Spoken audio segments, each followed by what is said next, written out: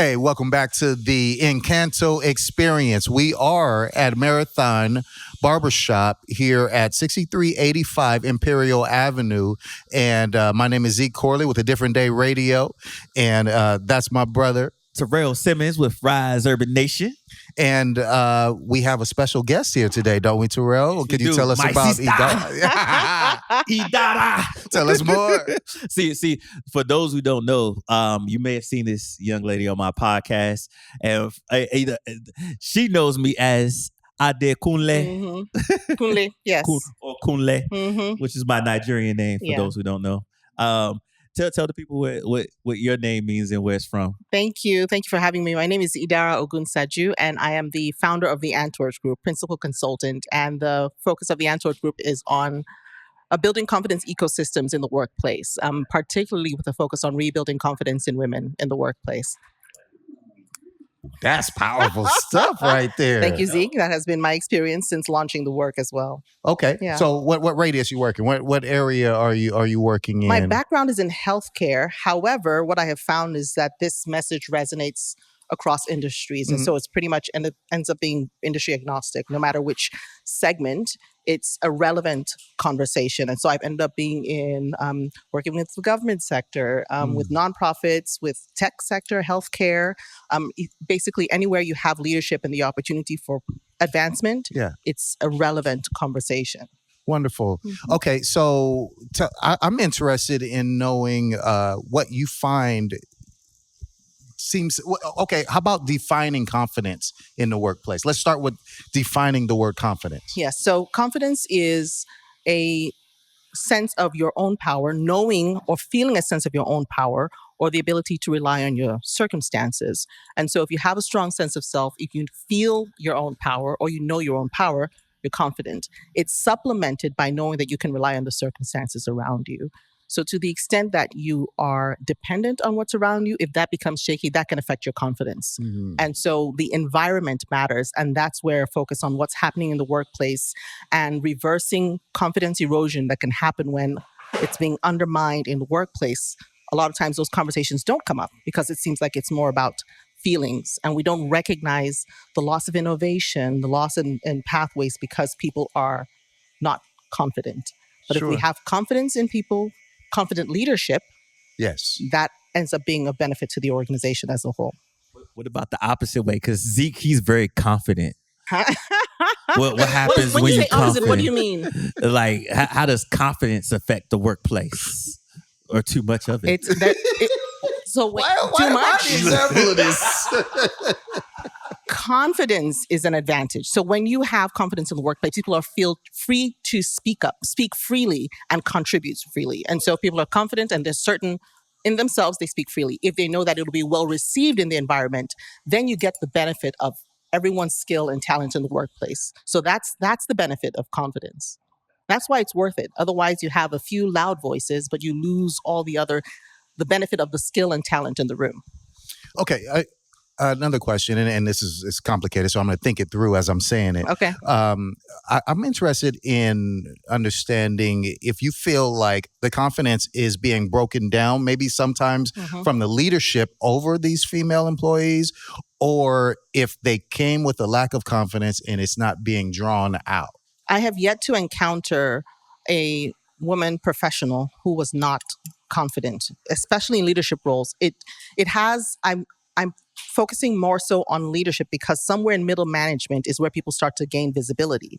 But they believed that they can do it. And a lot of times they have been building towards going into leadership roles. And that's essentially why I'm referring to as rebuilding as opposed to building.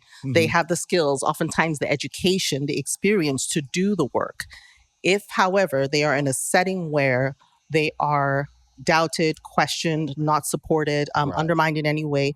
Sometimes it's even a lack of self-esteem in the leaders themselves that can show up as envy or feeling threatened by a successful, comfortable, confident person that's on the team. If the leader is not aware of that and doesn't address it, if the leader is not themselves confident, that can have a negative impact on the people who report to them. So it's really more of a focus on rebuilding, creating the opportunity to have the conversations, and usually not in a judgmental way, for people to be self-aware so that they can bring out the best in the teams that report to them. Did that answer the question? I love it. Okay. I love it. That's powerful. You are powerful. Thank you very much. That is powerful. Yeah, Thank you. she's been powerful ever since I met her. Speaking of another powerful lady, Brooke. Yeah. Yes. I didn't even know you was going to be here. I know. And Brooke is one of those confident, powerful leaders that I know that helped put this thing together. How did you and Brooke meet? Like, how did that? We both went through an intensive that was a focus on African Americans, and it was also workplace focus. I was preparing to facilitate a subsequent intensive, and had the pleasure of meeting Brooke during that, and we've stayed in touch since then, and we've had the opportunity to work together. She consults in a number of different ways with a focus on well-being, and she has a variety of experiences just across a number of different sectors as well. But we've stayed in touch. I admire Brooke as a person and as a consultant, and I'm starting to believe she can do anything. Because I believe she can do anything. You know? When she came in here, put this thing together. Yeah. She's not even a native San Diego, but she came in here, had this idea, and then she got introduced. I forget who introduced her to me, and I was like, "Oh, that's brilliant." She's like, Yes. "All right, I need you to be a part of it." I was like, "All right, what you want me to do?" She's like, "All right, let's do a live podcast. All right, let's do it." Yep. Her vision and passion really led to this. I remember the first time she has a love for art, and she had this vision for. Eventually, the name was Experience Encanto, but she wanted to lean into featuring art and spotlighting businesses. That vision of the collaboration that was possible was where the seed started, and I've just seen it evolve over the last, so she made it happen, and she forged just formidable partnerships in order to make this happen. Sister Cities Project, the local businesses that are represented here. I stayed in touch with the County of San Diego and representatives from the city as well. Nothing short of impressive.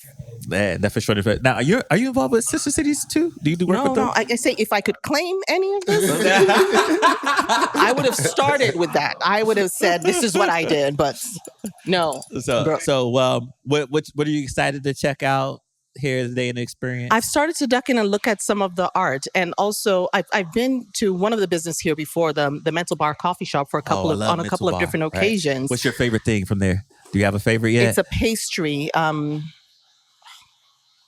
of their muffins. I can't remember which one it is. It was delicious, and they have. If y'all need to check out the Mental Bar. If y'all haven't checked it out, definitely come down here, Imperial. Another gem in this wonderful Encanto experience. Mm-hmm. Couldn't agree more. That's right. Yes. So I've been there before, but that was the extent of it. So having this event gives me an opportunity to stroll and get to see what else is here, and also to see the art. I've gone maybe about halfway and seen some of the art that's in there.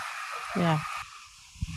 We got to do it more often. We got to have this Encanto experience. How often should we do it? We got to do it at least every year, right? I'm hoping that we do it every year, get some more sponsors, and then make it happen. I could definitely see that the visibility just increasing as people become more and more aware and collaborate. I'm sure there'll be even more food. There's a hot dog stand over there and some food in the room next door. It's and lovely. this is a nice little area back there. So once you get around the corner, I know I stopped you before you got around there. I will do the rest of it. I will. This is what I'm here for. I'll definitely do the rest of it. Right. But we thank you for stopping by. It's my pleasure. Thanks for having me. How can folks get in touch with you? www.antorgegroup.com. That's ANTORGE group.com. Wonderful. It's great work that you're doing, and we really appreciate you. We have these kind of conversations all the time on my podcast. So important. It's very important. You're talking about just women. I talk a lot about entrepreneurship, right? And I talk about people who are business owners and running, great businesses. But a lot of people try to tune out because they are employees, and they're like, okay, well, it's not pertaining to me. But when you're talking about legitimate confidence in the workplace, that confidence, if you're not acting like an owner, you will never be one. If you're not acting like an owner, you can't go ask for a raise. That confidence, what you're talking about, that's what matters. And I really appreciate you having that conversation. Thank you so much, Idara. It's a pleasure to meet you. Sound like we about to get a future podcast. That's what's up. That It's sounds gotta like happen. what this is about It's to gotta be. happen. It I would just be a get mine, pleasure. so it's your turn, brother.